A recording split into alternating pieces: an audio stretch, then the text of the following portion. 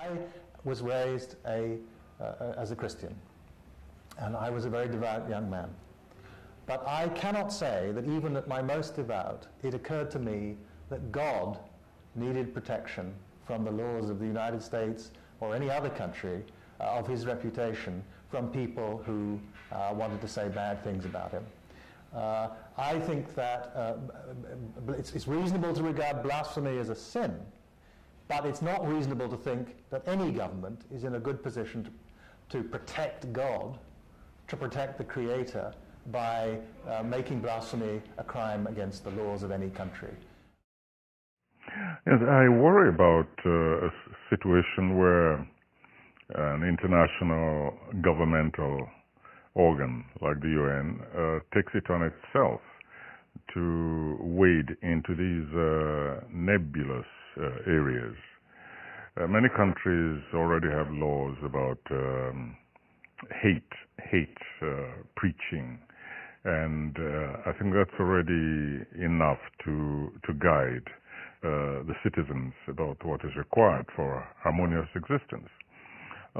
Some of us find it very difficult to be completely objective about this for the simple reason that we come from an area where we've had religious brutality of a singularly horrendous and mind-numbing dimension. And the question you ask yourself is, which is the worst crime? The desecration of the human body, of the human being, of the dignity of the being, or defamation, as sometimes described, defamation of creed. I wonder which is the greatest crime, the greater crime against humanity, which is what we should be concerning ourselves about. Religion is often a very sensitive matter, and one understands why people care about people being courteous to one another about something that matters a great deal to everybody. But when you bring in the government and you try to enforce silence about things that upset people, you raise many problems. And the first problem you raise is simply that the law is a terribly bad way of enforcing good manners. It's a terribly bad way of creating respect. What worries me, in fact, is that it will even give the state, the governments, more power to repress their own citizens. This is the first aftermath of such laws. For example, in the Islamic Republic, what will happen to religious minorities? Already they say that Baha'is have no right to exist in Iran. Then what will happen to the few rights they have to, at least in other parts of the world, voice their dissent? What will happen to women right now who are fighting against being stoned to death? What happens to Shiva Nazar Ahari right now, who is accused of warring with God? And those who defend her right that such things should not, state is not representative of God. These are matters that will hurt the citizens far more than the perpetrators. I've seen my own book burnt. I have watched what it meant to be censored. And I've watched also what it means to say that in the name of security and in the name of the peace of everybody, in other words, always in the best interests of people, supposedly, that in their best interests, we should suppress these ideas that are transgressive. And I think that what we need to do is make sure that the transgressive ideas are protected as far as possible. Because as you know very well, or as we all know, the transgressive ideas of today are the consensus ideas of tomorrow, right? It's very transgressive to think that people should not be slaves, or the women should have a vote, the children should not work. Those were very transgressive ideas, in those times, in fact, they were almost heretical ideas. And yet those ideas are now the commonplace, the common, you could say, values of humanity. So one should think about the same thing. We should look really at the long trajectory of humanity when we are suggesting the possibility of suppressing anyone who criticizes religion. I mean, we witnessed in Nigeria the most horrendous forms of killing. The separation of believers, when you have religious riots, we have a deliberate separation of believers from non-believers. And I'm talking about schools, the invasion of schools, children.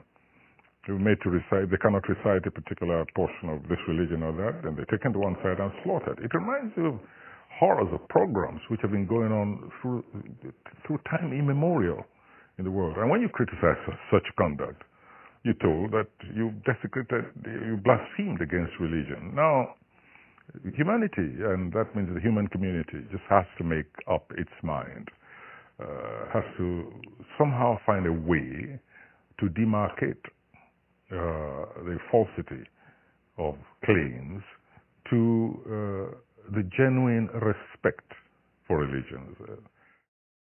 So many of our best minds have now migrated from different countries under pressure, including the country of my birth, Iran. And the fact is that these writers are not political. For them, this fight is existential. They are just being writers. And what the state is telling them is that to be a writer, you are anti the religion that you were born into.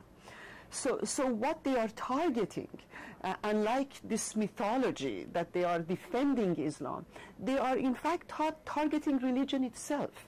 And they're showing the citizens that this religion that has created so many amazing poets and philosophers cannot tolerate its own reality. So it does create a divide. It does show Islam, especially in this case, in a very bad light, as if all enlightenment comes from Western countries. And if you think about it, every one of the founders, every one of the prophets, basically had to stand up against laws of defamation. Laws where what that person would say was heretical, was wrong, because it went against the convention and the powers of the day. So in one sense, in the deepest sense, to include defamation of religions as a way of defending religions is nonsensical. In fact, it's contrarian and contrary to the real origins and meaning of religion. Because religions were born as forms of freedom of expression. They were born as ways of speaking out, very often against the injustice of the day, the intolerance of the day, of widening the horizon of the ideas and the emotions and the transcendence that allow us to be more human. And for those of us who believe in God, to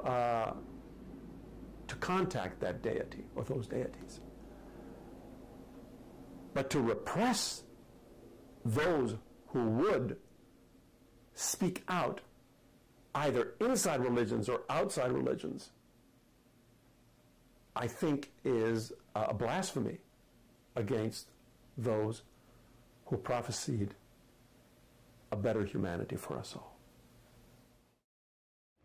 I think when you ask about the current climate of hostility to Islam in the United States, which I have to admit and which I have to say I'm profoundly ashamed of and disturbed by, this is of course the context in which people who are thinking progressively might feel that you want some kind of laws against the defamation of religion.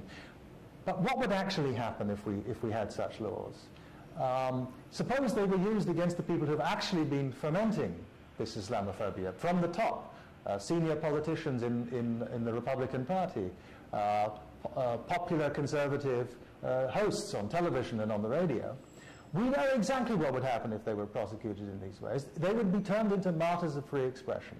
We would distract ourselves from the horrible things they're saying and from the need to distance ourselves from them, for the rest of us in the community to speak up and say, we believe that Muslims, like other Americans, have religious rights. We believe that Muslims, like other Americans, should be free and equal citizens of this country. We would be distracted from making that point into fighting a question about who should be shut up. We are not going to create respect for Islam in the United States by locking up people who speak disrespectfully about Islam. We are going to create it by working as we work, as PEN has worked through its statements against these Islamophobic hysteria in our own country, as similar as PEN organizations around the world have worked. We are going to work by working to remind us of our fundamental values of respect,